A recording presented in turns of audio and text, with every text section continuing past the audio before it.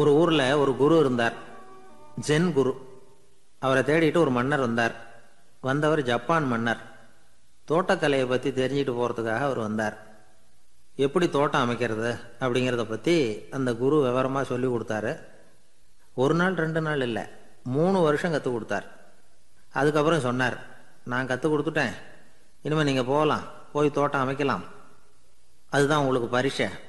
தோட்டம் அமைச்ச பிறகு சொல்லி அனுப்புங்க, நான் வந்து பார்க்குறேன். நீங்கள் இங்கே என்னவெல்லாம் கற்றுக்கிட்டீங்களோ அதையெல்லாம் அங்கே செயல்முறையில் செஞ்சு காட்டுங்க அப்படின்னு சொல்லி அனுப்பி வச்சார். மன்னர் போனார். அரண்மனைக்கு பக்கத்திலேயே ஒரு பெரிய தோட்டத்தை உண்டு பண்ணினார். அழகான மரங்களையும் செடிகளையும் உருவாக்கினார். கிட்டத்தட்ட 1000 தோட்டக்காரர்களை பயன்படுத்தி 3 வருஷங்கள் முயற்சி பண்ணி அந்த அழகான தோட்டத்தை உருவாக்கினார். குருக்கிட்ட இருந்து செய்தி வந்தது, நாளைக்கு வந்து தோட்டத்தை பார்க்குறேன் அப்படின்னு. மன்னர் உடனே சுறுசுறுப்பாயிட்டார்.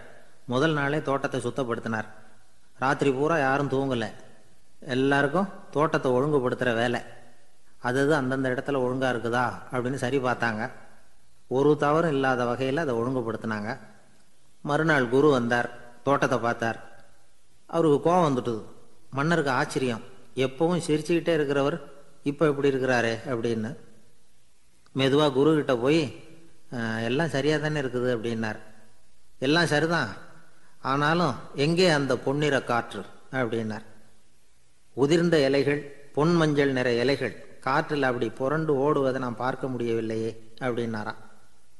அது இல்லாமல் இந்த தோட்டம் உயிரோட்டம் உள்ளதாக இருக்காது, இதில் பாடல் இல்லை, ஆடல் இல்லை, அதெல்லாம் இல்லாமல் இந்த தோட்டம் ரொம்பவும் செயற்கையாக தெரியுதேன்னாராம். மன்னர் இப்போ தான் யோசனை பண்ணார். கீழே கிடந்த காஞ்சி போன இலைகள் மட்டும் இல்லை, மரத்தில் இருந்த காஞ்சி போன இலைகளையும் அப்புறப்படுத்தி சுத்தமாக வச்சிருக்கிறார். இறப்பும் வாழ்க்கையினுடைய ஒரு பகுதி தான். மரணம்ங்கிறது வாழ்க்கைக்கு எதிரானது அல்ல, அதை நிரப்பும் ஒரு பகுதி தான் அது.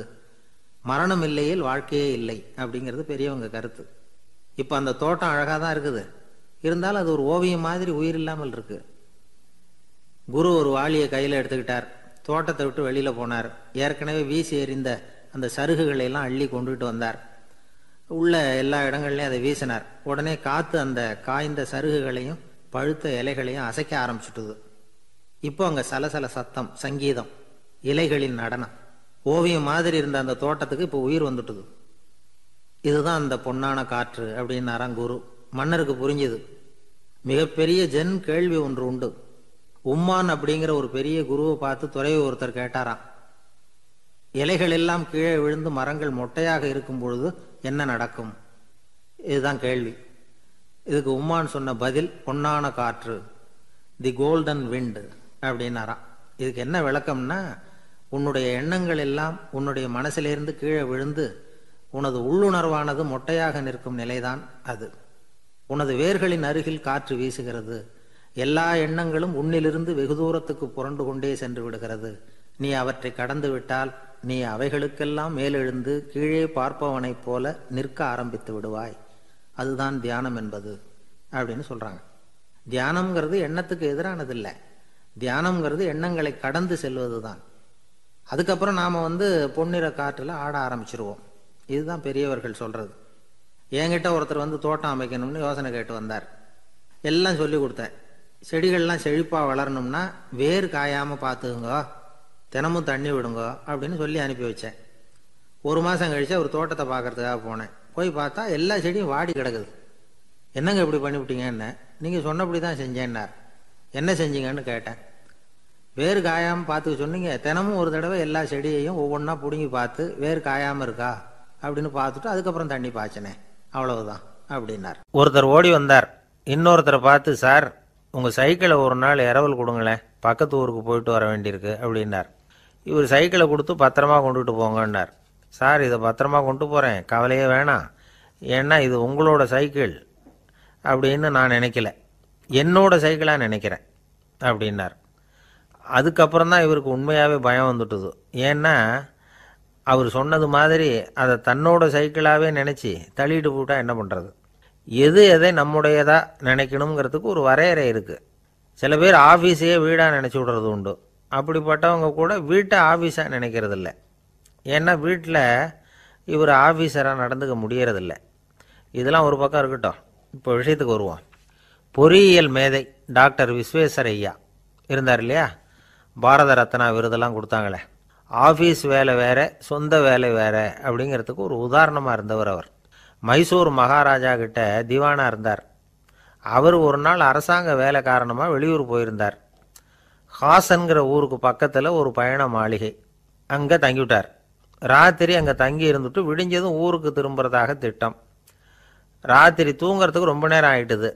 ரொம்ப நேரம் வரைக்கும் அரசாங்க சம்பந்தப்பட்ட வேலைகளையே பார்த்துக்கிட்டு இருக்கிறார். அரசாங்க ஃபைல்கள் நிறைய இருந்தது. அதையெல்லாம் ஒவ்வொன்றா எடுத்தார், படித்து பார்த்தார், பரிசீலனை பண்ணார். அதில் எழுத வேண்டியதை எழுதினார், கையெழுத்து போட்டார். ஒரு வழியாக அந்த வேலையெல்லாம் முடிஞ்சுது. அதுக்கப்புறம் என்ன பண்ணார்னா, தன்னுடைய சூட்கேஸை திறந்தார். அதிலிருந்து 2 மெழுகுவத்தியை எடுத்து கொளுத்தி வச்சார். அந்த பயண மாளிகையில் அது வரைக்கும் எரிஞ்சுக்கிட்டு இருந்த மின்சார விளக்குகளை அணைச்சுட்டார். அதுக்கு பிறகு அந்த மெழுகுவத்தி வெளிச்சத்தில் சில புத்தகங்களை தொடர்ந்து படிக்க ஆரம்பிச்சிட்டார். அந்த பயண மாளிகையில் பணியாளராக இருந்தவர் இதை பார்த்துட்டு ஓடி வந்தார். மறுபடியும் மின் விளக்கை போடுறதுக்காக போனார். விஸ்வேஸ்வரய்யா அதை பார்த்துட்டு போட வேணாம்ட்டாராம். இது வரைக்கும் நான் அரசாங்க அலுவல்களை கவனிச்சுக்கிட்டு இருந்தேன், அதனால் மின் விளக்குகள் அப்போ எரிஞ்சதில் தப்பு இல்லை. இப்போ நான் புத்தகம் படிச்சுக்கிட்டு இருக்கேன், இது என்னுடைய சொந்த வேலை. இங்கே இருக்கிற மின் விளக்கு அதுக்காக ஏன் எரியணும் அப்படின்னு கேட்டாராம். இப்போ இருக்கிற சில அரசு பணியாளர்கள்கிட்ட இந்த சம்பவத்தை பேச்சோட பேச்சா சொல்லி பார்த்தேன். அவங்களால இதை ஜீரணிக்கவே முடியல. நேர்மை தேவைதான் சார், அதுக்காக அவ்வளவு தூரத்துக்கு அது தேவையா அப்படிங்கிறாங்க. விஸ்வேஸ்வரய்யா அப்படி பண்ணினது தான் ஒரு நேர்மையாளர் அப்படின்னு இந்த உலகத்துக்கு நிரூபிக்கணுங்கிறதுக்காக இல்லை. தான் அப்படி நடந்து காட்டினா தன்னை சுற்றி இருக்கிறவங்களும் அதை கேள்விப்படுறவங்களும் முடிஞ்ச அளவுக்கு பொது வாழ்க்கையில் அரசு பணியில் நேர்மையை கடைபிடிக்க முயற்சி பண்ணலாமே அப்படிங்கிறதுக்காகத்தான். இப்போவும் சில பேர் இருக்கிறாங்க, இவங்க ஆஃபீஸ் வேறு வீடு வேறேன்னு நினைக்கிறதில்ல, அவ்வளோ உரிமை. ஒருத்தர் அப்படி தான், அவருக்கு அவசரமாக 5000 ரூபா தேவைப்பட்டது. ஆஃபீஸு பணத்தை எடுத்துக்கிட்டார்.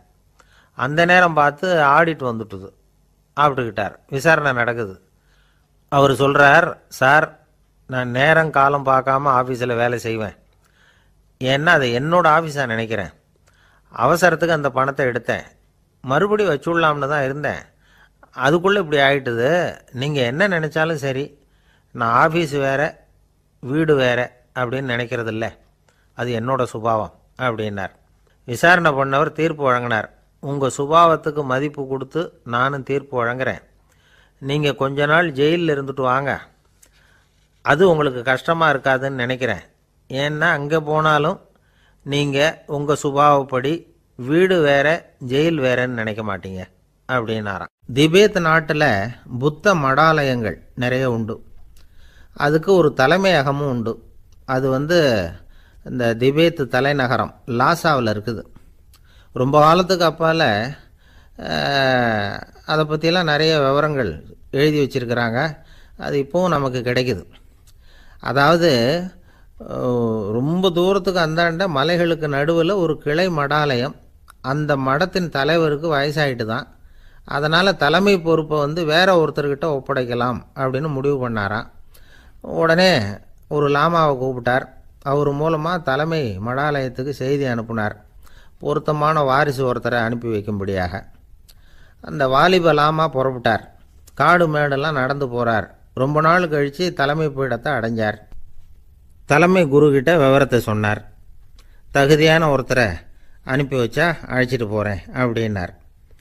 சரி, நாளைக்கு காலையில் நீங்கள் அவங்க எல்லாரையும் அழைச்சிட்டு போகலாம்னார் அவர். அவங்க எல்லாரையுமா?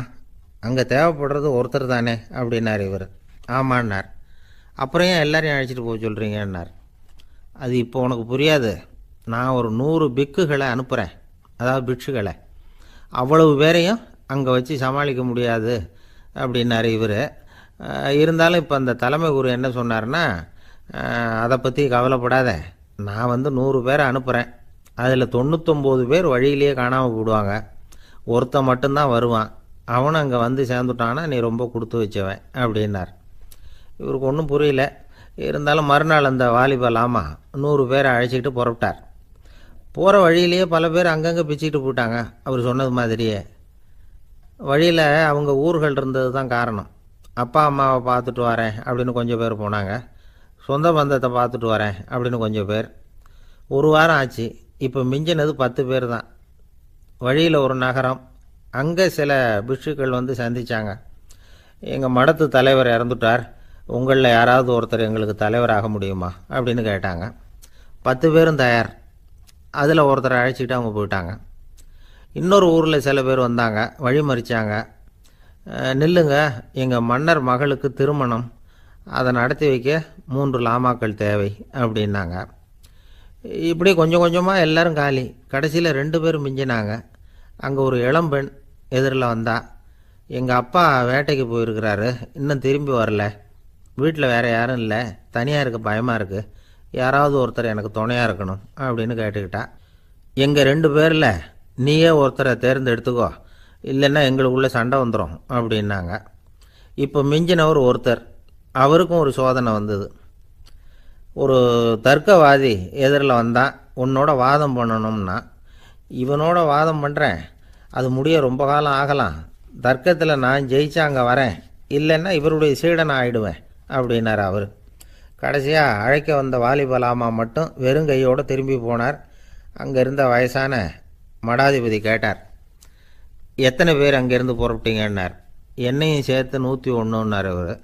நல்லது, நீயாவது திரும்பி வந்தியே, அதுதான் எனக்கு போதும், ஏன்னா நீ தான் எனக்கு உண்மையான வாரிசு, அந்த 100 பேரில் யாரும் வரமாட்டாங்க அப்படின்னார் அவர்.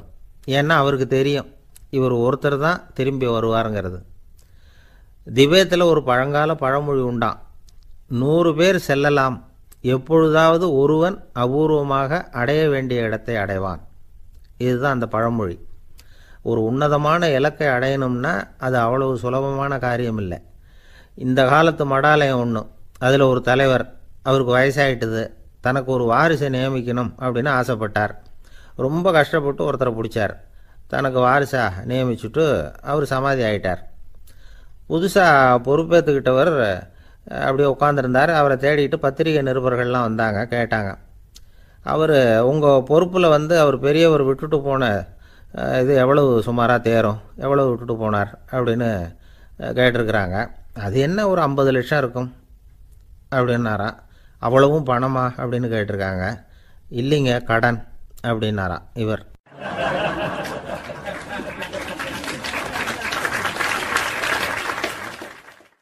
ஒரு நண்பர் யாருக்கோ ஃபோன் பண்ணிகிட்டு இருந்தார்.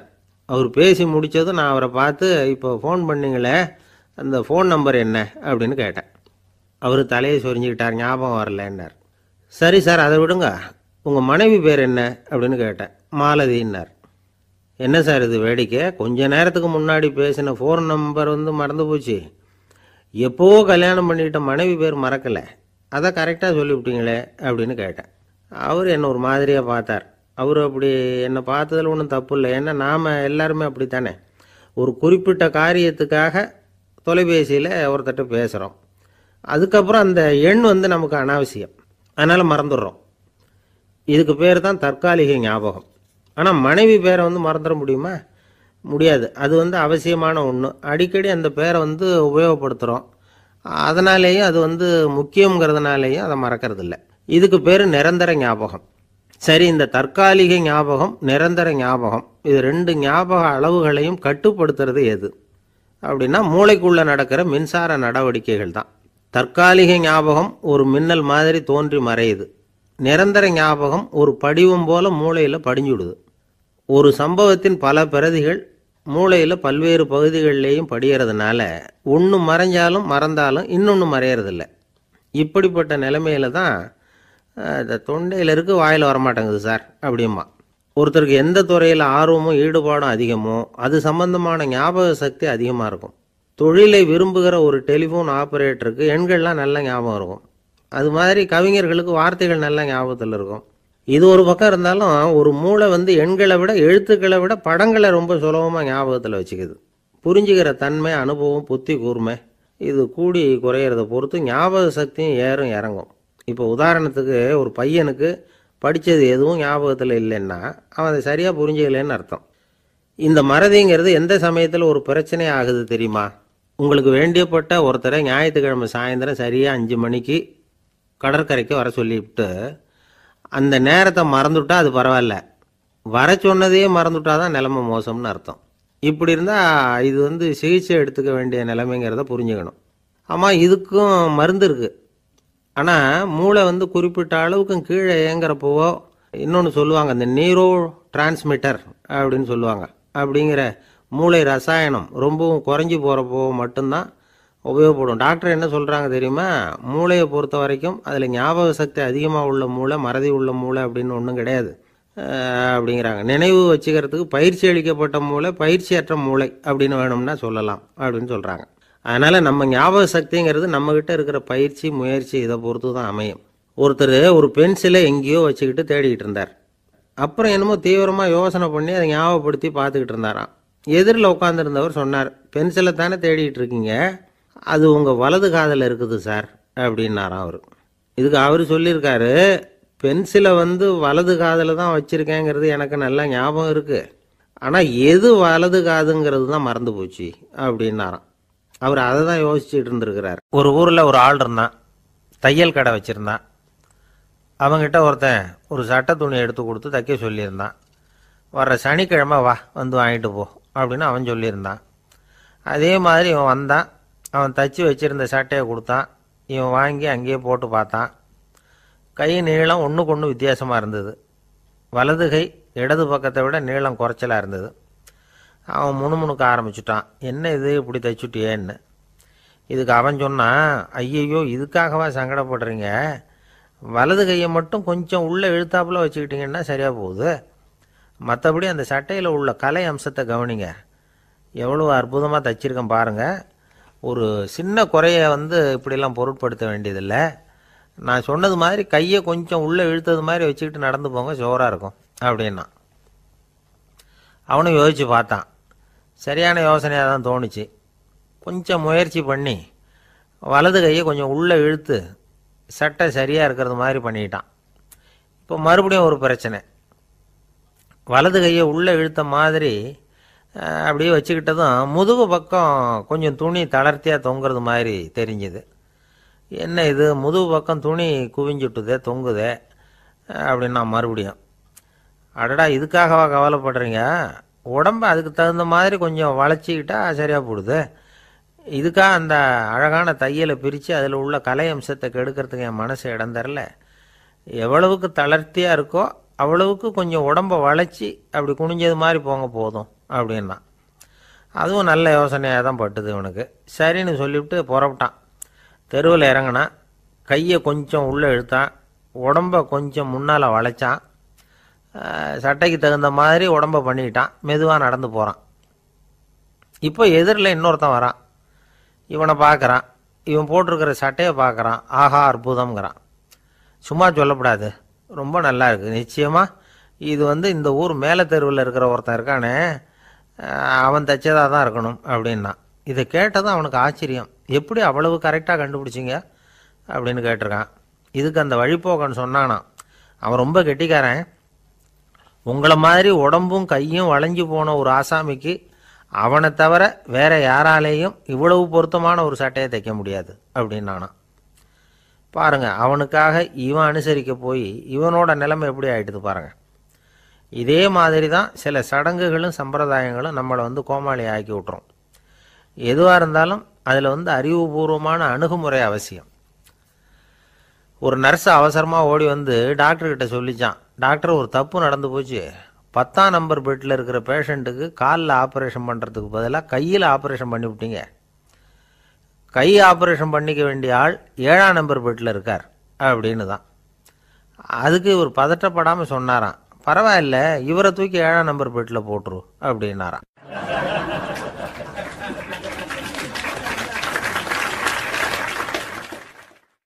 ஒரு மாணவனை பார்த்தேன், என்ன தம்பி படிப்புலாம் எப்படி இருக்குது அப்படின்னு விசாரித்தேன்.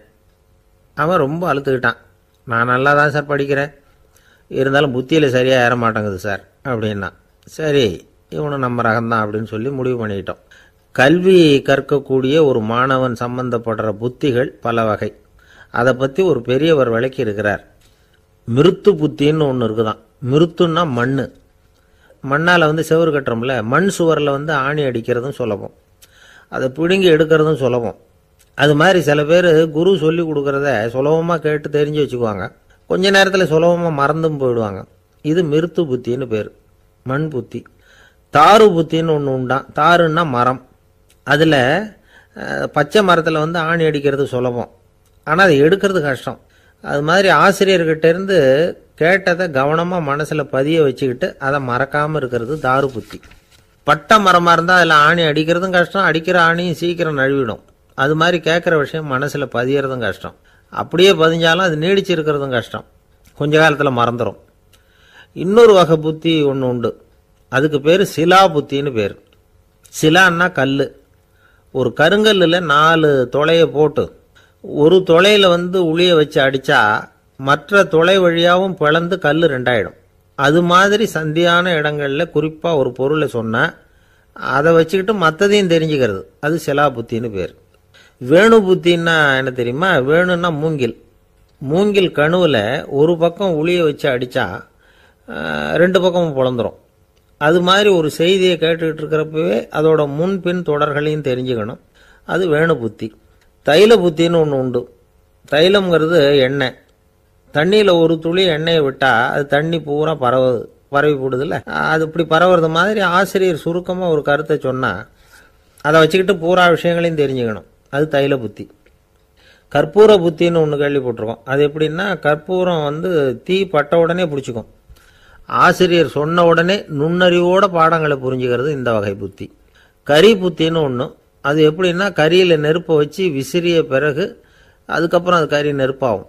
அது மாதிரி காலம்பரை சாயந்தர வேலைகளில் ஆசிரியர் வந்து பாடம் சொல்லி கொடுப்பார், அதை கொண்டு புரிஞ்சுக்கிறது இந்த வகை. கதலித்தண்டு புத்தின்னு ஒன்று சொல்லுவாங்க. கதலிங்கிறது வாழை மரம். வாழைத்தண்டில் தீ வைக்கிறது எவ்வளவு சிரமமோ அவ்வளவு சிரமத்தோடு கல்வி கற்கிறது கதலித்தண்டு புத்தி. இதை தவிர இன்னும் சில வகையான மாணவர்களை கூட அடையாளம் காட்டுறாங்க. ஆசிரியர் சொன்னதில் நல்லதை மட்டும் எடுத்துக்கிறவன் அன்னம். ஆசிரியர் கிடைச்ச இடத்துல பாடத்தை கேட்டுக்கிட்டு பிறகு தனியாக உட்காந்து சிந்திக்கிறவன் பசு. பசுமாடு அப்படி தானே, புல் கண்ட இடத்துல மேயும், அதுக்கப்புறம் நிதானமாக அசை போட்டுக்கும்.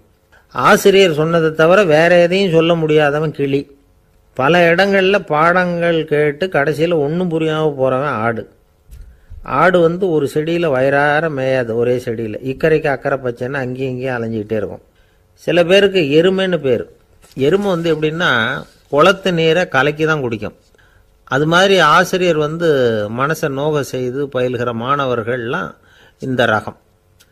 இவ்வளவுலாம் இருந்தாலும் இந்த காலத்து மாணவர்கள்லாம் ஒரு தனி ரகம். ஒரு ஆசிரியர் வகுப்பில் பாடம் நடத்திக்கிட்டு இருந்தார். இலக்கண வகுப்பு. இறந்த காலம், நிகழ்காலம், எதிர்காலம், past tense, present tense, future tense, இதை பற்றிலாம் பாடம் நடத்துகிறார்.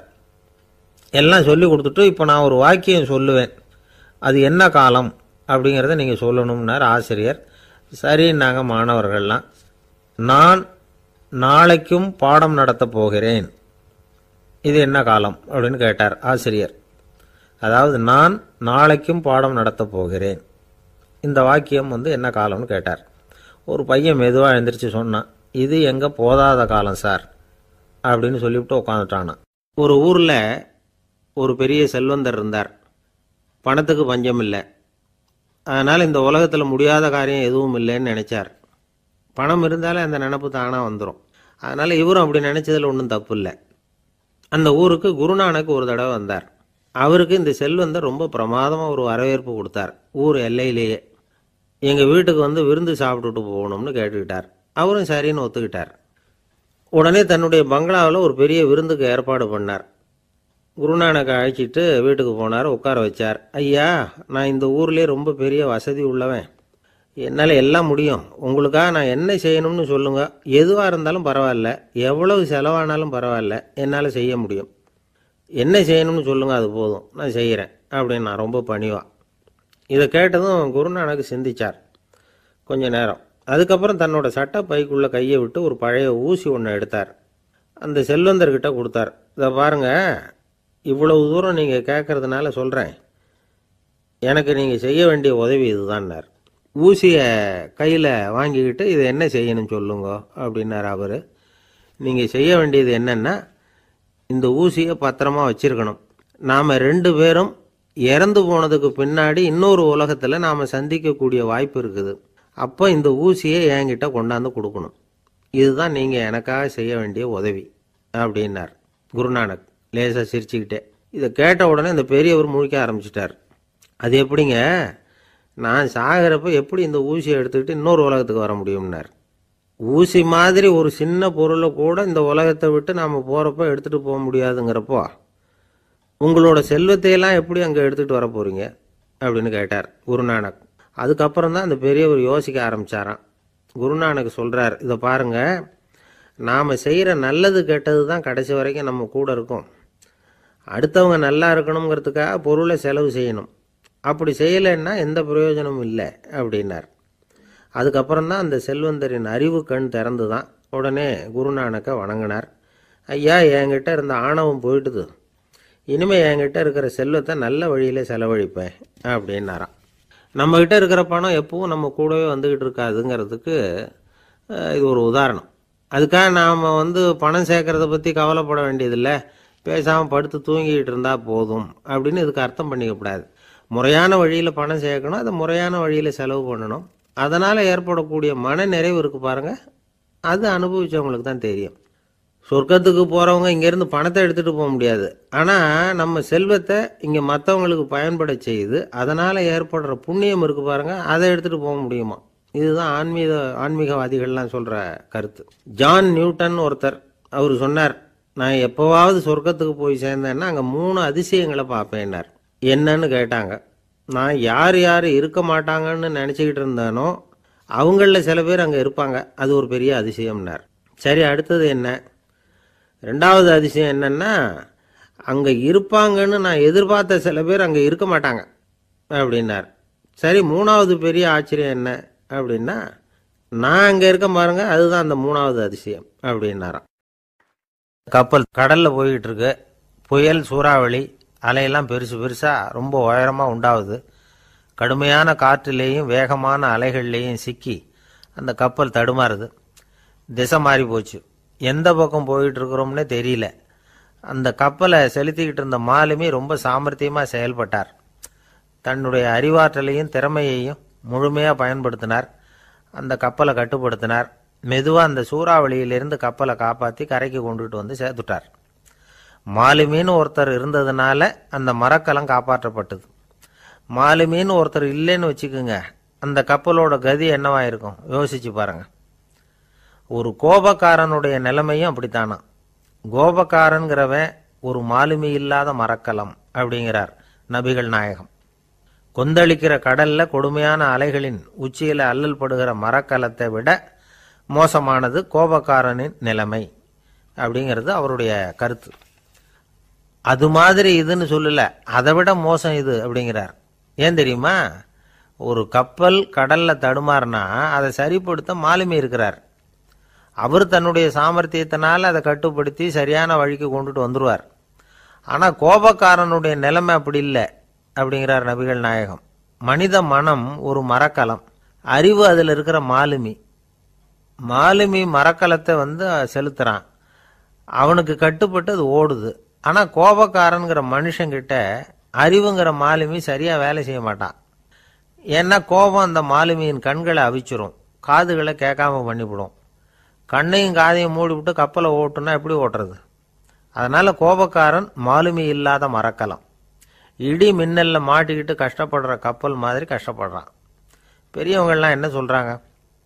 உனக்கு கெடுதல் பண்ணவனுக்கும் நீ நன்மையே செய், எவருடைய விருப்பு வெறுப்பையும் பொருட்படுத்தாதே, பரம எதிரிக்கும் நீ நன்மை செய்ய ஆரம்பிச்சா உன்னுடைய தூய நிலையை பார்த்துட்டு அவனும் உனக்கு நெருக்கமான நண்பனா ஆயிடுவான். இதுதான் பெரியவங்க நமக்கு சொல்லி இருக்கிறது.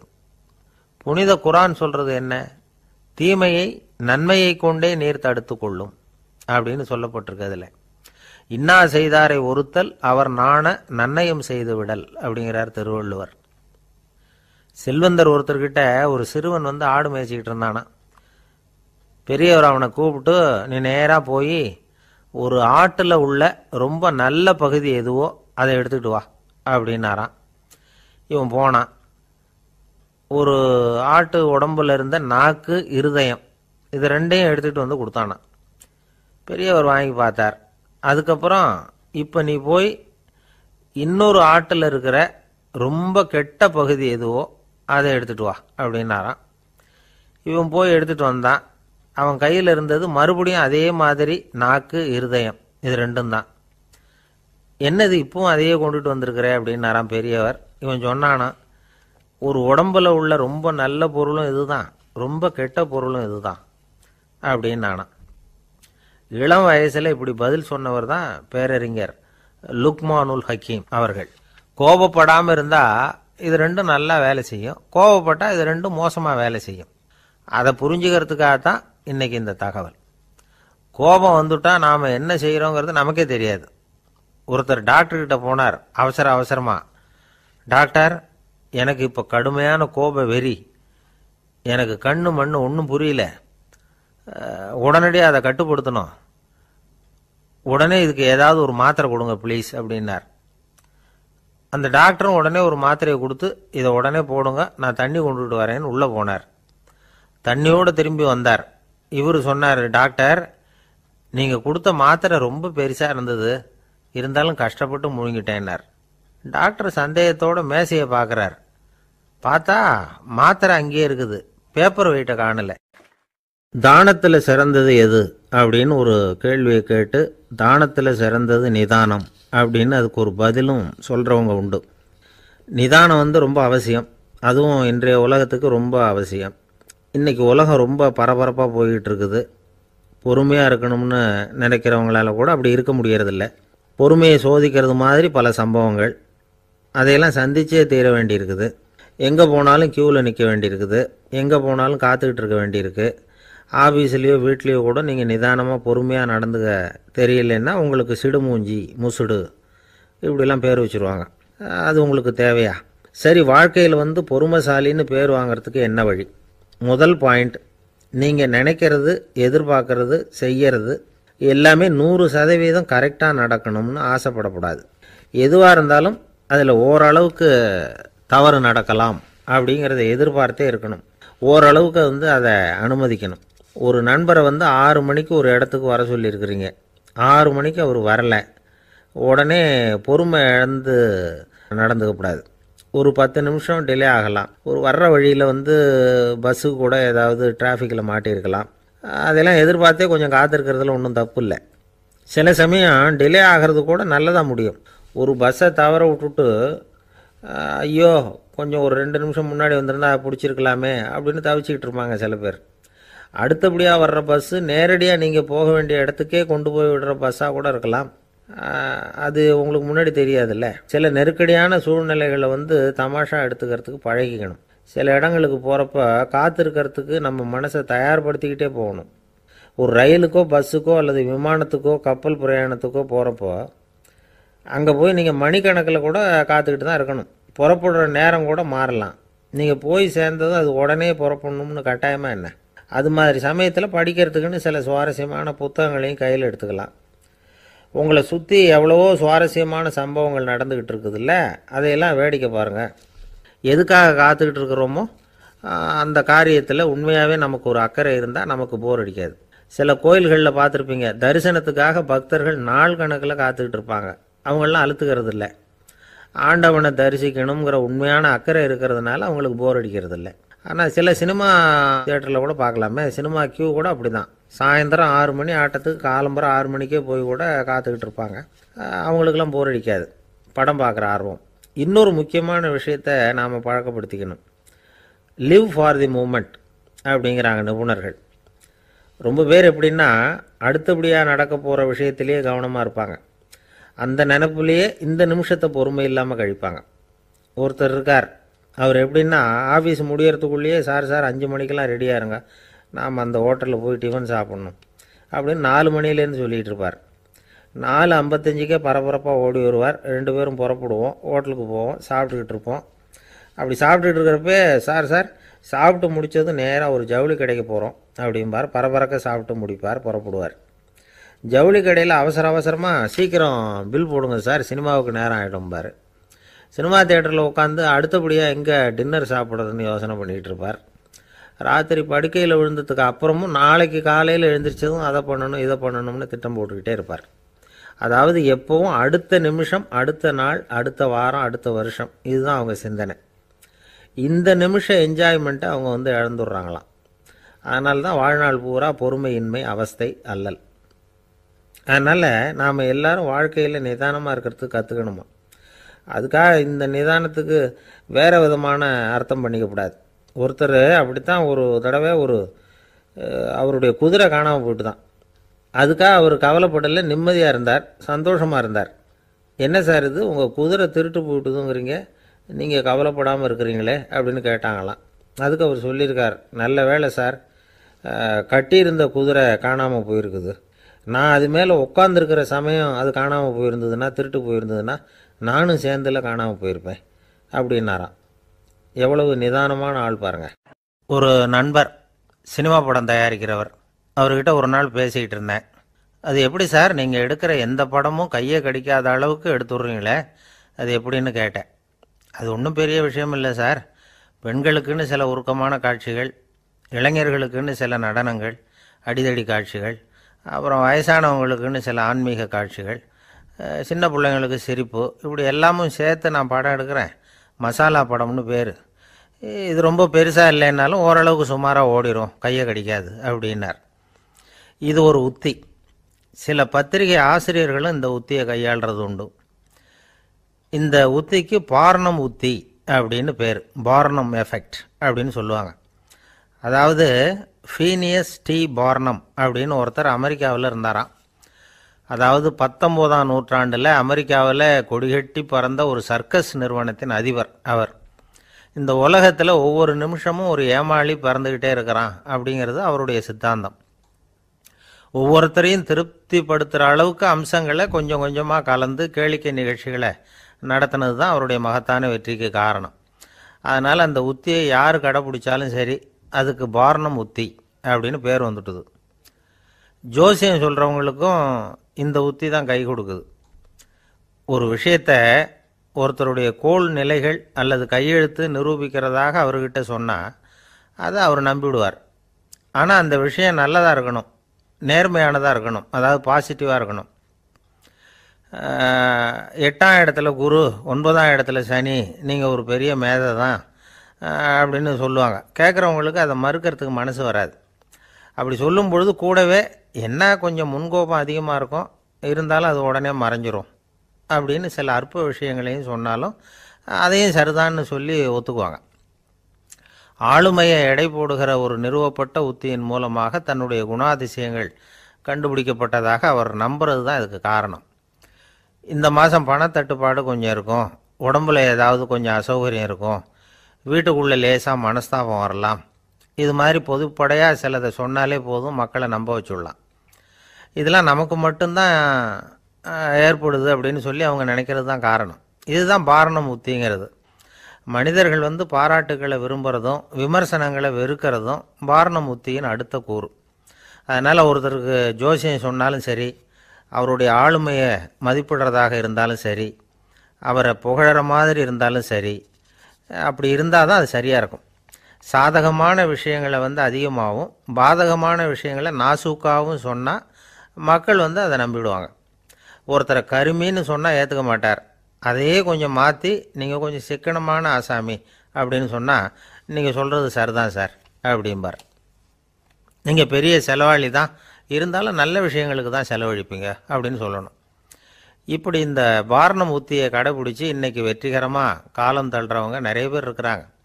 இந்த உலகத்தில் ஒவ்வொரு நிமிஷமும் ஒரு ஏமாளி பறந்துக்கிட்டே இருக்கிறான் அப்படிங்கிறது தான் ஃபீனியஸ் பார்னம் அவர்களுடைய நம்பிக்கை. அதை விட அடுத்தவங்களை ஏமாளியாக நினைக்கிற மனுஷர்கள் தான் இன்றைக்கி உலகத்தில் ரொம்ப அதிகம். ஒருத்தர் தன்னுடைய மேலதிகாரிகிட்ட போய், ஐயா ஒரு நாள் லீவு வேணும், என் தங்கச்சிக்கு கல்யாணம் அப்படின்னார். அவர் பார்த்தார், ஒரு 10 நிமிஷம் வெளியில் இருங்கன்னார். 10 நிமிஷம் கழித்து கூப்பிட்டார், இதை பாருங்கள், நீங்கள் சொல்கிறது பொய், இப்போ உங்கள் தங்கச்சிக்கு ஃபோன் பண்ணேன், அவங்க தனக்கு 2 வருஷத்துக்கு முன்னாடியே கல்யாணம் ஆகிட்டதாக சொல்கிறாங்க அப்படின்னார். உடனே இவர் சொன்னார், சார் இப்போ நீங்கள் சொல்கிறதும் பொய்யாக தான் இருக்கணும், ஏன்னா நிஜமாக எனக்கு ஒரு தங்கச்சியே கிடையாது அப்படின்னார். காலை நேரம், கடற்கரை ஓரம், காலை வீசிக்கிட்டு கையை வீசிக்கிட்டு ஏதோ சண்டைக்கு போகிற சிப்பாய் மாதிரி எல்லாரும் நடந்து போயிட்டுருக்கிறாங்க, நடைப்பயிற்சி. அதில் நமக்கு தெரிஞ்ச ஒருத்தர் எதிரில் வந்தார் ரொம்ப வேகமாக. என்ன சார் வாக்கிங்க அப்படின்னு கேட்டோம். அவரால் ஆமாம்னு பதில் சொல்ல முடியல. அவ்வளவு கஷ்டம். மூச்சு விடுறதுக்கே வாயை திறந்து திறந்து மூடிட்டு இருக்கிறார். எங்கே பேசுறது? கொஞ்சம் நின்று நிதானித்து மூச்சு விட்டுட்டு அதுக்கப்புறம் சொன்னார் ஆமாம் அப்படின்னு. என்ன சார் இவ்வளவு வேகம்னோம். உங்கள் பேச்சை கேட்டுவிட்டு தான் சார் நடக்க ஆரம்பித்தோம். நீங்கள் தான் அடிக்கடி சொல்லிகிட்டு இருந்தீங்க நடக்கிறது நல்லதுன்னு. அன்னையிலேருந்து ஆரம்பிச்சுட்டேன். ஆனால் ரொம்ப கஷ்டமாக இருக்குது சார். இப்போ பாருங்கள், உங்கள்கிட்ட சுலபமாக பேசக்கூட முடியல, மூச்சு வாங்குது, உடம்பு கூட வலிக்கிறது மாதிரி இருக்குது அப்படின்னு அவர் பாட்டுக்கு பேச ஆரம்பிச்சிட்டார். உங்களை யார் சார் இவ்வளவு வேகமாக நடக்க சொன்னது? வேகத்தை குறைங்க, மெதுவாக நடங்க அப்படின்னோம். நீங்கள் நடக்கிறதுனால என்னென்ன சௌகரியம்னு அன்னைக்கு சொன்னீங்களே தவிர சௌகரியமாக நடக்கிறது எப்படின்னு சொல்லலையே அப்படின்னார் அவர். இன்னமும் லேசாக மூச்சு வாங்கிக்கிட்டே சொன்னால் கூட இவர் சொல்கிறதுலேயே ஒரு நியாயம் இருக்குது. அதனால் இந்த நடைப்பயிற்சி பண்ணுறவங்க கவனிக்க வேண்டிய சில முக்கியமான குறிப்புகள் இருக்குது. அது என்னென்னங்கிறத அவங்க தெரிஞ்சுக்கணும். அது தெரிஞ்சு வச்சுக்கிறது நல்லது. இதெல்லாம் மருத்துவ நிபுணர்கள் சொல்கிற குறிப்புகள். அவங்க என்ன சொல்கிறாங்க தெரியுமா? உங்கள் வயசு 40க்கு மேலேயா? உங்கள் எடை இருக்க வேண்டியதை விட 10 கிலோ அதிகமாக இருக்குதா? நீங்கள் புகை பிடிக்கிறவரா? இதய நோய், இரத்த நாள நோய், உயர் இரத்த அழுத்தம் இப்படி ஏதாவது உங்களுக்கு உண்டா? அப்படின்னா நீங்கள் உங்கள் இஷ்டத்துக்கு வரிஞ்சு கட்டிக்கிட்டு நடைப்பயிற்சி பண்ண ஆரம்பிச்சிடாதீங்க. முதல்ல ஒரு மருத்துவ பரிசோதனை பண்ணிக்கோங்க, அதுதான் நல்லது அப்படின்னு அவங்க சொல்கிறாங்க. நடக்கிறப்போ, உடற்பயிற்சி செய்கிறப்போ மார்பு பகுதியில் அல்லது வேறு எங்கேயாவது தொடர்ந்து வலி இருந்ததுன்னா பயிற்சியை நிறுத்தி விட்டு டாக்டரை போய் பார்க்கணும். நடைப்பயிற்சி பண்ணுறப்போ உங்கள் சக்திக்கு தகுந்த மாதிரி மெதுவாக அதிக கஷ்டம் இல்லாமல் முன்னேறலாம். அங்கே என்ன போட்டியாக வைக்கிறாங்க? முந்திக்கிட்டு போய் என்ன பண்ண போகிறோம்? பரிசாக வாங்க போகிறோம். அதனால் நிதானம் அவசியம் அப்படிங்கிறது அவங்க ஆலோசனை. தொந்தரவு கொடுக்காத ஷூ, ட்ரெஸ்ஸு இதுகளை உபயோகப்படுத்துங்க. பாதத்தில் ஆடு தசை இருக்குல்ல, அங்கே ஏதாவது பிரச்சனை இருந்ததுன்னா டாக்டரை பாருங்கள். இந்த பாதத்தில் வலி வரும் அந்த இடத்துல. வெயில் காலமாக இருந்தால் தலைக்கு தொப்பி வச்சுக்கோங்க. பனியில் நடந்தாலும் அப்படி தான். தலையை பத்திரமா பார்த்துக்குங்க. நம்மக்கிட்ட ஏதோ கொஞ்சம் உருப்படியாக தெரியறது அது தானே. உடற்பயிற்சிக்கு முன்னாடி பின்னாடி பயிற்சி செய்கிறப்போ நிறைய தண்ணி குடிக்கலாமா. முதல் 1 மாதத்துக்கு கொஞ்சம் தளர்த்தியாக சாவகாசமாக நடக்கலாம். மணிக்கு 3 அல்லது 4 கிலோமீட்டர் வேகம்னு வச்சுங்களேன். அதுக்கப்புறம் வேகத்தை அதிகப்படுத்தலாம். மணிக்கு 6 அல்லது 8 கிலோமீட்டர் அளவுக்கு நடக்கலாம். நல்லா கையை வீசிக்கிட்டு நடக்கணும். மூச்சு விடுற எண்ணிக்கை அதிகரிக்கணும். இது மாதிரி ஒரு 30 நிமிஷம் நடக்கலாம். தனியாக நடந்து போகிறதுக்கு உங்களுக்கு என்னமோ மாதிரி இருக்குதா? கூட யாரையாவது சேர்த்துக்குங்க. ஒரு குரூப்பாக சேர்ந்து போகலாம். நடக்கிறதுங்கிறத ஒரு சந்தோஷமான சமாச்சாரமாக ஆக்கிக்கணும். தினம் இப்படி நடக்க வேண்டி இருக்குதே அப்படின்னு புலம்பிக்கிட்டே போகக்கூடாது. சில பேர் நடக்கிறப்போ கடந்த காலத்தை அசை போட்டுக்கிட்டே போவாங்க. சில பேர் வருங்காலத்தை அசை போட்டுக்கிட்டே போவாங்க. சில பேர் முக்கியமான திட்டம்லாம் இப்படி நடக்கிறப்ப தான் தீர்மானம் பண்ணுவாங்க. நடக்கிறதுனால மன இறுக்கம் குறையுது, பரபரப்பு குறையுது, மன ஆற்றல் பெருகுது, தன்னம்பிக்கை வளருது, முதுமை தள்ளி போகுது, செயல்திறன் அதிகரிக்குது. இதை தவிர உடம்புக்கும் பல விதமான சௌகரியங்கள் ஏற்படுது. அதனால் இதுவரைக்கும் நடக்க ஆரம்பிக்காதவங்க இனிமேல் இந்த குறிப்புகளை கவனத்தில் வச்சுக்கிட்டு நடக்க ஆரம்பிச்சுடலாம். சார்லஸ் லேம்ப் அப்படின்னு ஆங்கில இலக்கிய மேதை ஒருத்தர், அவர் ஒரு தரம் உடம்பு சரியில்லைன்னு டாக்டர்கிட்ட போனாராம். டாக்டர் அவரை பார்த்துட்டு, நீங்கள் தினமும் காலையில் வெறும் வயத்தில் நடக்கணும் அப்படின்னாராம். வெறும் வயத்தில் நடக்கிறதுக்கு நான் தயார், ஆனால் வயறு கிடைக்கணுமே சார். யார் வயத்து மேலே நடக்கிறது டாக்டர் அப்படின்னு கேட்டாராம் இவர்.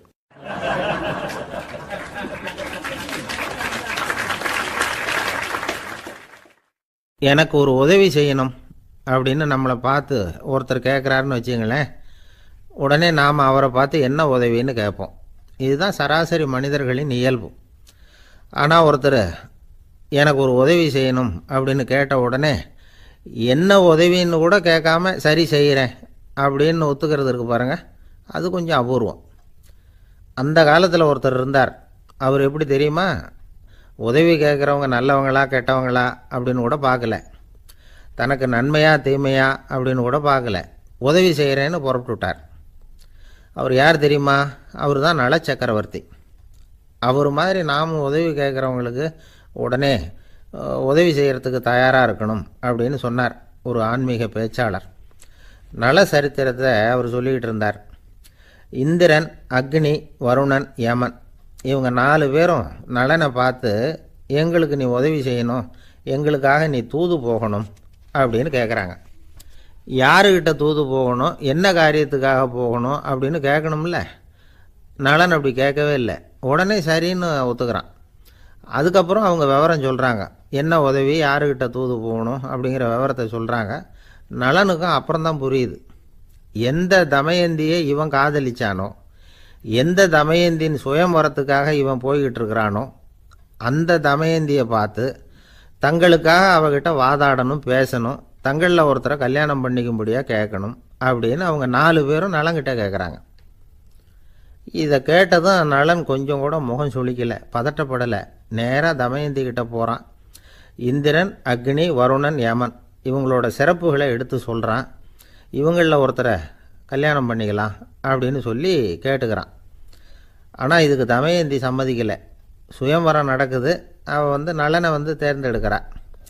அந்த 4 பேரும் நலனுக்கு நிறைய வரங்கள்லாம் கொடுக்குறாங்க. அதுக்கப்புறம் இப்படி போகுது கதை. இதில் நாம் கவனிக்க வேண்டியது என்னென்னா, உதவின்னு கேட்ட உடனே என்ன உதவின்னு கேட்காம சரி செய்கிறேன்னு சொன்னான் பாருங்க, அதை கொஞ்சம் சிந்திக்கணும். செய்கிறேன்னு ஒத்துக்கிட்டதுக்கு அப்புறம் அது என்ன உதவின்னு தெரிஞ்சும் முகம் சுளிக்காமல் அதை செஞ்சான் பாருங்க, அதையும் கொஞ்சம் சிந்திக்கணும்.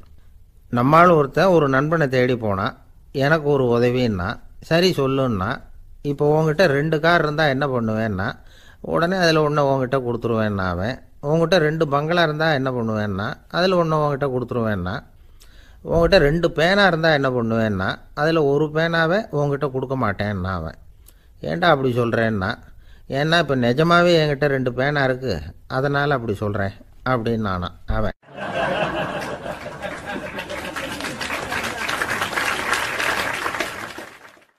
ரொம்ப பேருக்கு கூட்டத்தில் பேசுறதுன்னா பயம். நமக்கு ஒன்றும் தெரியாதுன்னு மற்றவங்க நினச்சிடக்கூடாதுங்கிற எண்ணம் தான் இதுக்கு காரணம். ரொம்ப முக்கியமான ஒரு கூட்டம்னா பயமும் அதிகமாக இருக்கும். முக்கியமானவங்கள்லாம் வருவாங்களே, அவங்களாம் நம்மளை பற்றி மட்டமாக நினச்சிருவாங்களே அப்படிங்கிற பயம் வந்துடும்.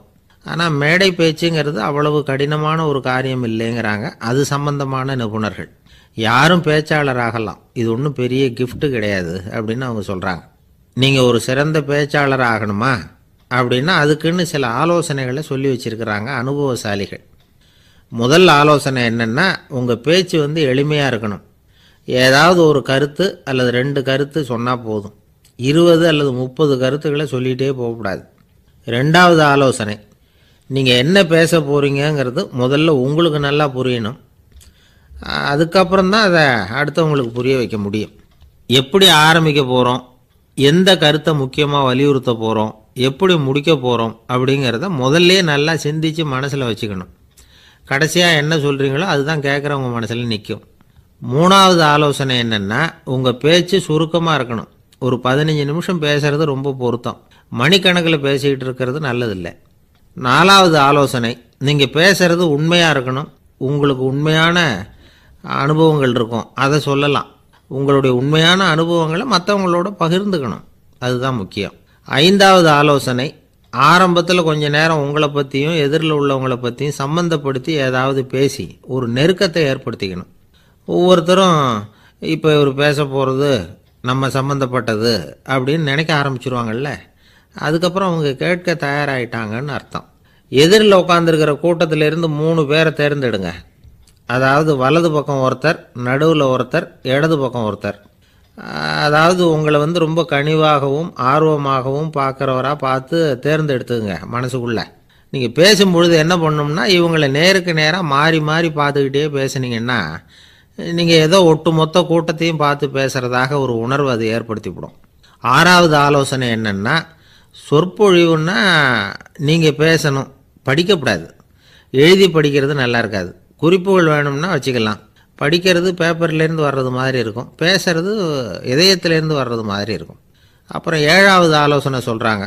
அது என்னென்னா, மேடையில் ஏறி நின்ன உடனே இயல்பாக மூச்சை இழுத்து விட்டுங்க, இயல்பு நிலைக்கு வாங்க, அதுக்கப்புறம் இயல்பாக பேச ஆரம்பிக்கலாம் அப்படிங்கிறாங்க. இவ்வளவும் பேச்சு கலையில் வல்லுநர்களாக இருக்கிறவங்க சொல்லுகிற ஆலோசனைகள். இதையெல்லாம் கடைபிடிச்சா நமக்கும் அதுக்கும் வெகு தூரம்னு நினச்சிக்கிட்டு இருந்த ஒன்று இப்போ கிட்டத்தில் நெருங்கி வந்துடும். நாம் சொல்கிறபடியெல்லாம் அது கேட்கும். ஒரு பேச்சாளர், அவருக்கு சுருக்கமாகவே பேச தெரியாது. மேடையில் ஏற்றி விட்டுவிட்டா போதும், ஆரம்பிச்சிருவார், நிறுத்த மாட்டார், பேசிக்கிட்டே இருப்பார். ஒரு தடவை அவர் ஒரு கூட்டத்தில் ரொம்ப நேரம் பேசிக்கிட்டே இருக்கிறார். எதிரில் பொறுமை இழந்த ஒருத்தர் தன்னுடைய கை கடிகாரத்தை காட்டினார். அதை கவனித்த பேச்சாளர், மன்னிக்கணும், கை கடிகாரம் நான் கொண்டுகிட்டு வர மறந்துட்டேன், அதுதான் நேரம் போனதே தெரியல அப்படின்னு சொல்லியிருக்கிறார்.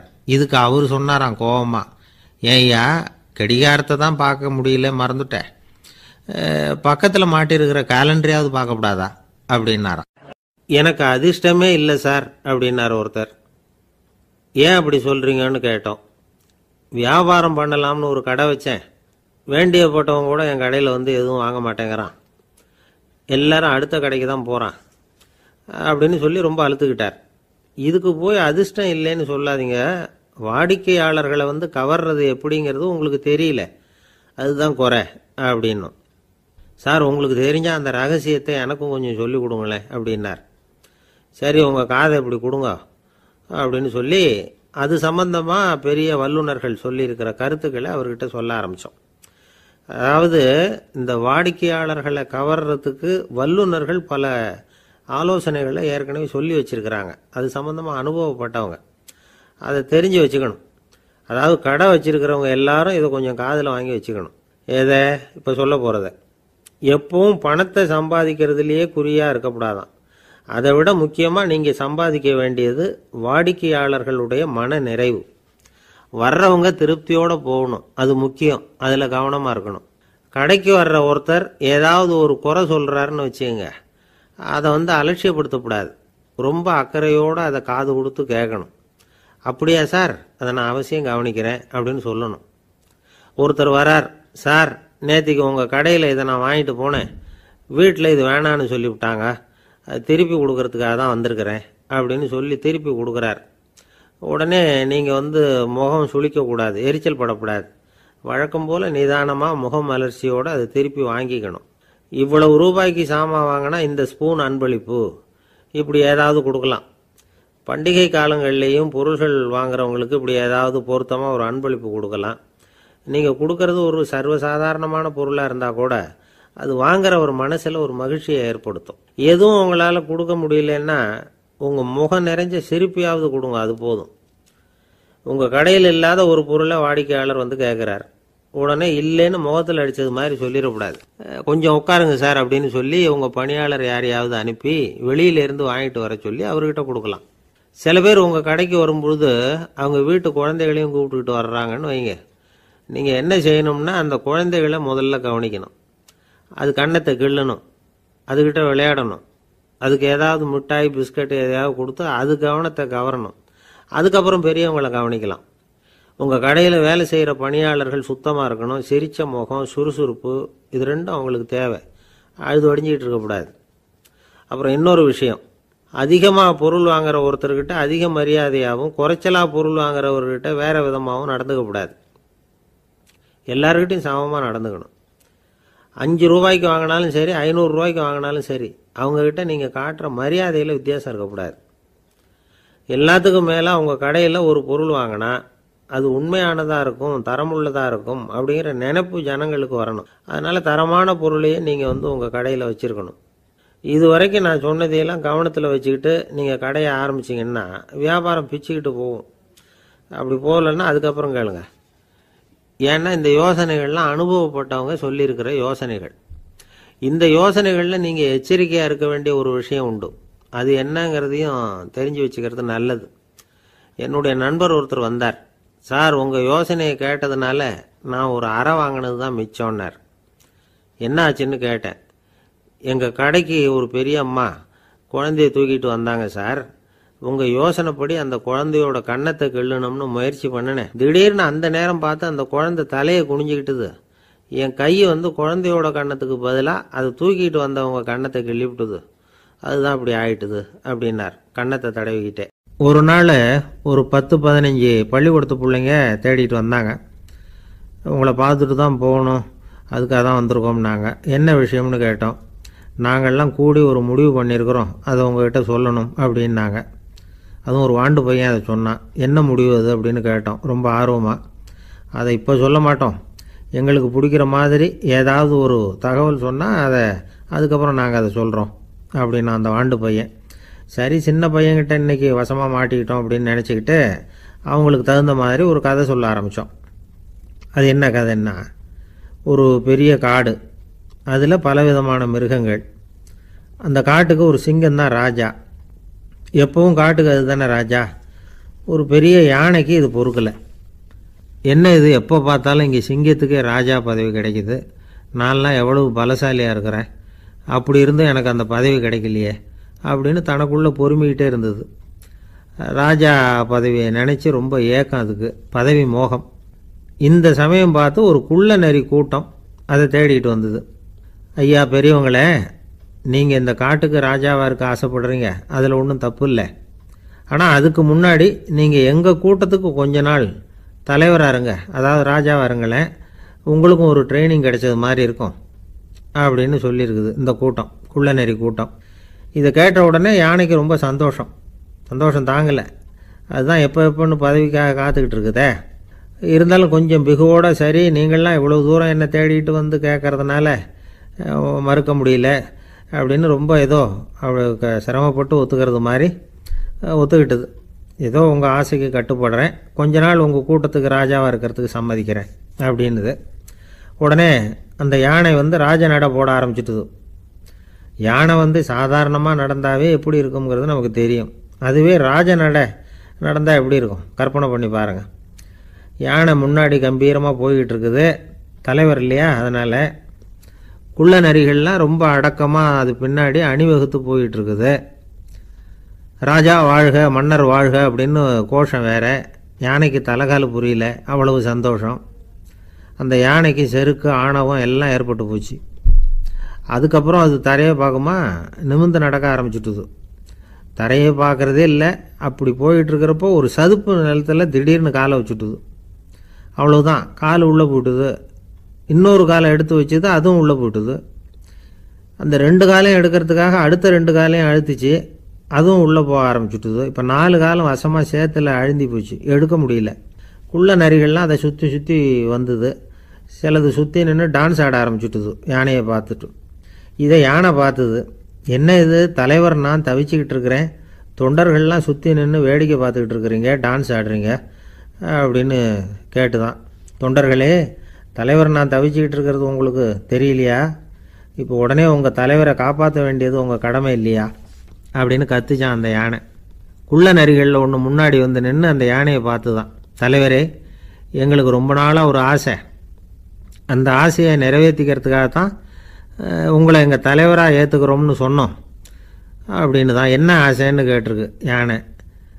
யானை கறி சாப்பிட்டு பார்க்கணுங்கிறது எங்களுக்கு ரொம்ப நாளாக ஆசை, அது இன்றைக்கி தான் நிறைவேற போகுது அப்படின்னு தான் அந்த நரி. இதை கேட்ட உடனே அந்த யானை அப்படியே மூர்ச்சி ஆகிட்டு தான். நரிகள்லாம் அது மேலே ஏறி குதற ஆரம்பிச்சுட்டு தான். பதவி மேலே இருந்த பேராசை அந்த பலசாலியான யானையையே மாட்டி விட்டுட்டுது பார்த்தீங்களா அப்படின்னு சொல்லி முடித்தோம் இந்த கதையை அந்த சின்ன பிள்ளைங்கக்கிட்ட. சரிங்க, இப்போ நாங்கள் உங்களை தேடி வந்த விஷயம் என்னங்கிறது சொல்லவா அப்படின்னா ஒரு வாண்டு பையன். சீக்கிரம் சொல்லு தம்பி, சஸ்பென்ஸ் தாங்கலை அப்படின்னோம். அவன் மெதுவாக எங்களை பார்த்து சொல்கிறான், எங்களுக்கு கொஞ்ச நாள் நீங்கள் தலைவராக இருந்தால் தேவலை அப்படின்னா. ஒரு நாள் காலை நேரம் ஒரு குரு படுக்கையை விட்டு எழுந்திருக்கிறார். உடனே சீடர்களை பார்த்து எல்லாரும் இப்படி வாங்கங்கிறார். எல்லாரும் வர்றாங்க வேகமாக. என்னங்க வேணும் உங்களுக்கு அப்படிங்கிற மாதிரி எல்லாரும் குருவை பார்த்தாங்க பயபக்தியோட. குரு அந்த சீடர்களை பார்த்து, இதை பாருங்கள், இப்போ நான் ஒரு சிக்கலான விவகாரத்தில் மாட்டிக்கிட்டு இருக்கிறேன், அதை நீங்கள் தீர்த்து வச்சா நல்லதுன்னார். சீடர்களுக்கு ஒன்றும் புரியல. என்ன இது, இவர் இப்படி சொல்கிறாரு, நமக்கு உள்ள எல்லா விவகாரங்களையும் தீர்த்து வைக்கிறவர் நம்ம குருநாதர், அவருடைய விவகாரத்தை நாம் தீர்த்து வைக்கிறதா, ஆச்சரியமாக இருக்குதே, குருநாதருக்கே சிக்கலா அப்படின்னு யோசனை பண்ண ஆரம்பித்தாங்க. இருந்தாலும் ரொம்ப பணிவாக கேட்டாங்க, சுவாமி உங்களுக்கே சிக்கலா, இந்த உலகத்து சிக்கல்களுக்கும் சிரமங்களுக்கும் அப்பாற்பட்டவர் அல்லவா தாங்கள், அப்படிப்பட்ட உங்களுக்கு சிக்கல்னா அது எப்படி அப்படின்னாங்க. எனக்கு ஏற்பட்டிருக்கிற சிக்கல் அவ்வளவு பெருசு, ரொம்ப பெரிய விவகாரம் அது அப்படின்னார் குரு. கொஞ்சம் விவரமாக சொல்லுங்க அப்படின்னாங்க இவங்க. இப்போ அந்த குரு விவரத்தை சொன்னார். அதாவது நேற்று ராத்திரி நான் ஒரு கனவு கண்டேன். அந்த கனவில் நான் ஒரு பட்டாம்பூச்சியாக மாறிட்டேன். அப்படி மாறி ஒவ்வொரு மலராக பறந்து போய் உட்காந்து தேன் சாப்பிட்டேன் அப்படின்னார். சீடர்கள் இதை கேட்டதும் ரொம்ப திகைச்சு போயிட்டாங்க. என்ன இது, இது ஒரு பெரிய பிரச்சனையா? ஒரு சாதாரண கனவு கண்டதுக்காகவா இந்த காலை வேளையில் நம்மளையெல்லாம் குருநாதர் இவ்வளவு அவசரமாக கூப்பிட்டுருக்கார் அப்படின்னு நினச்சாங்க. இருந்தாலும் கேட்டாங்க, இதில் என்ன சிக்கல் சுவாமி? கனவுங்கிறது எல்லாருக்கும் வரத்தானே செய்யும் அப்படின்னார் ஒரு சீடர். சீடர்களே, பிரச்சனை அது இல்லை. நான் இன்னைக்கு காலையில் கண்ணு முழிச்சு பார்த்தப்போ நான் நானாக மறுபடியும் மாறிட்டேங்கிறத தெரிஞ்சுக்கிட்டேன். இதில் சிக்கல் என்னன்னா, இப்போ அந்த பட்டாம்பூச்சி தான் நானாக ஆயிட்டதாக கனவு கண்டுகிட்டு இருக்கா அப்படிங்கிறது தான்.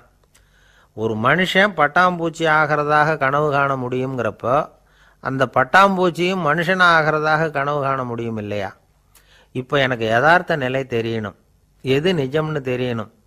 நேற்று ராத்திரி நான் கண்டது கனவா, அல்லது இது பட்டாம்பூச்சி கண்டுகிட்டு இருக்கிற கனவா? இதுதான் குரு கேட்ட கேள்வி. இதை கேட்டதும் சீடர்கள் ரொம்ப குழம்பி போயிட்டாங்க. சுவாமி, இது வரைக்கும் நாங்கள் தூங்குறப்ப பார்க்கறது கனவுன்னும் மூழ்கிட்டு இருக்கிறப்ப பார்க்கறது நனவுன்னு நம்பிக்கிட்டு இருக்கிறோம். இப்போ எங்களை ரொம்ப குழப்பிட்டீங்க, இதுக்கு பதில் சொல்ல எங்களுக்கு சக்தி இல்லை அப்படின்னு சொல்லிவிட்டாங்களாம். அதுக்கப்புறம் அந்த குரு சொன்னாராம், நினைவு தான் முக்கியமான அம்சம். முடிவு கட்டம்னா பகலின் நினைவுகளை விட இரவின் கனவுகளே ரொம்ப உண்மை. ஒருத்தன் தூங்க போனால் தூங்கிக்கிட்டே இருந்தால் அவன் காணும் கனவு பொய்ங்கிறத அவன் உணர மாட்டான். ஒவ்வொரு கனவும் காணும் பொழுது அது ரொம்ப உண்மையாக தான் தெரியுது. ஒரு கனவு கூட உண்மை இல்லைன்னு கனவுல தோன்றுவதே இல்லை அப்படின்னார் குரு. அகில வாழ்வு அத்தனையும் சொற்பனம் கண்டாய் அப்படிங்கிறார் தாயுமானவர். ஆகையினால நம்ம கனவுலேருந்து நாம் என்னைக்கு முழிச்சிக்க போகிறோம் அப்படிங்கிறது தான் ஒரு முக்கியமான கேள்வி. ஒருத்தர் வந்தார், காலில் கட்டோடு வந்தார். என்னங்க காலில் கட்டுன்னு? சார், நேற்று ராத்திரி தூக்கத்தில் எங்கள் வீட்டு கூரையில் ஏணியை சாத்தி வச்சு இறங்கினப்போ வழுக்கி விழுந்து காலை உடச்சிக்கிட்டேன்னார். உங்கள் வீட்டில் தான் ஏணியே கிடையாது சார் அப்படின்னு. உண்மைதான் சார், நான் கீழே விழுந்து முழிச்சுக்கிட்டதுக்கு அப்புறம் தானே ஏணி இல்லைங்கிறது எனக்கு ஞாபகம் வந்தது அப்படின்னார்.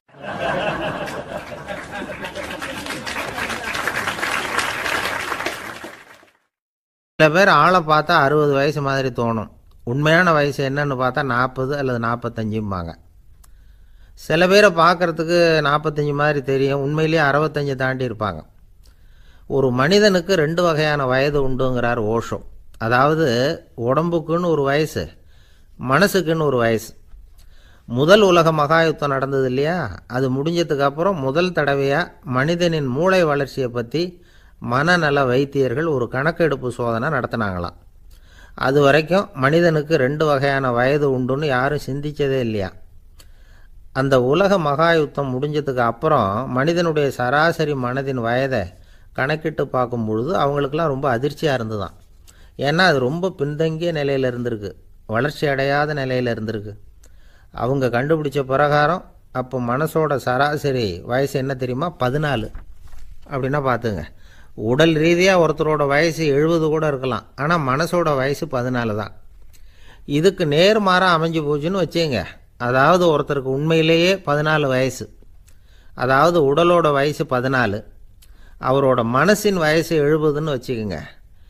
இப்படி அமைஞ்சுட்டுதுன்னா அவர் சீக்கிரம் ஞானத்தன்மை அடைஞ்சிருவார் அப்படின்னு அர்த்தம்.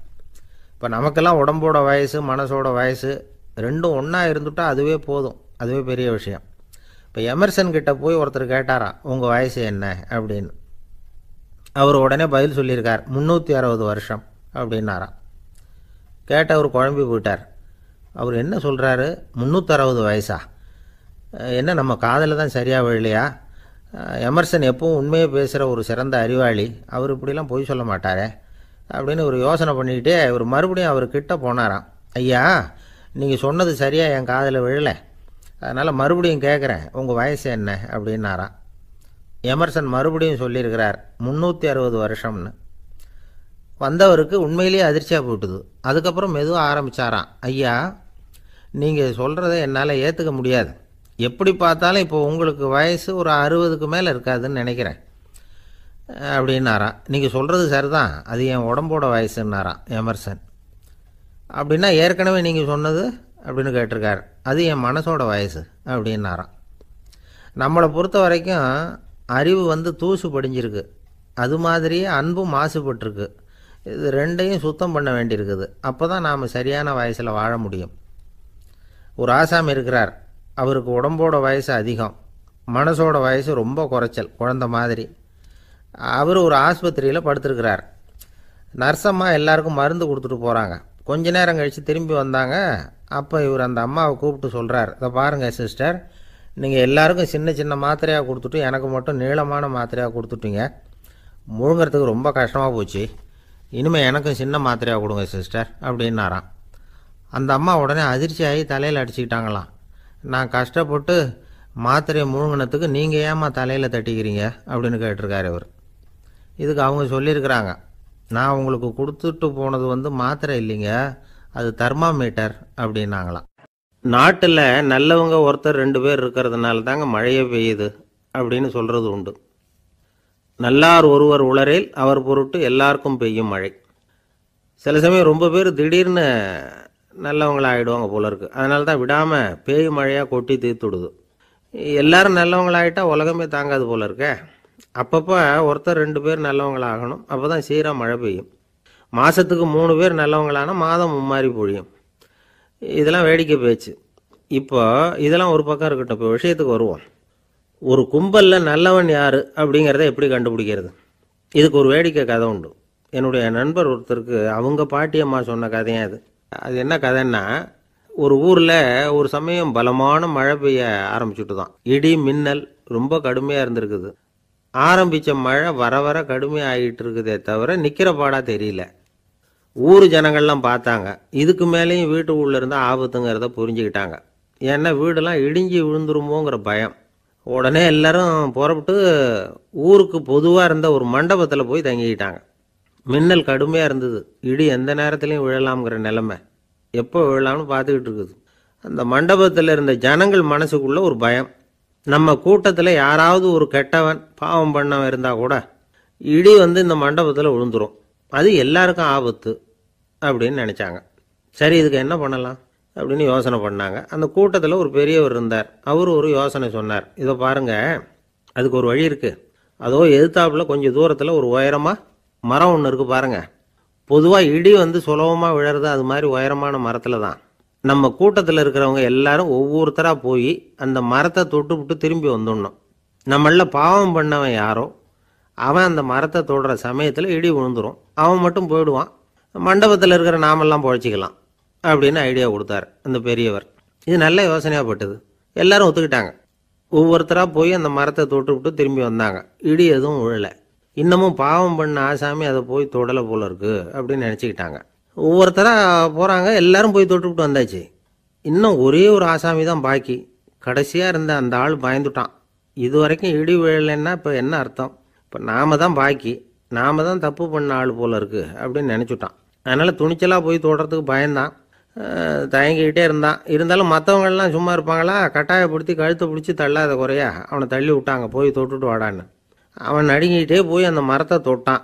அதே வினாடி ஒரு பயங்கரமான மின்னல் இடி விழுந்துட்டுது. எங்கே விழுந்தது தெரியுமா? அந்த ஆள் மேலே இல்லை, மண்டபத்தில் விழுந்தது. மண்டபத்தில் இருந்தவங்க பூரா காலி. அந்த ஒரு ஆள் மட்டும் புழைச்சிக்கிட்டான். இந்த ஒரு ஆளை காப்பாற்றுறதுக்காக தான் இடி மண்டபத்தில் விழாமல் இருந்திருக்குது. இதுதான் கதை.